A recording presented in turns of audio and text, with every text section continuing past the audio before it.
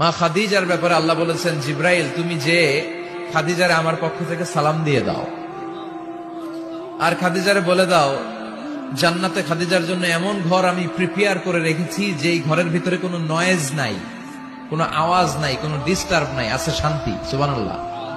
কারণ বিশ্বনবীর জন্য খাদিজা নিজের ঘরটার এরকম নয়েজহীন, কোলাহল মুক্ত, শান্তিময় করে রেখেছিলেন। বিশ্বনবী কোলাহল পূর্ণ দাওয়াতি কাজ শেষ করে যখন ঘরে যেতেন, কলিজাটা ঠান্ডা হয়ে যেত।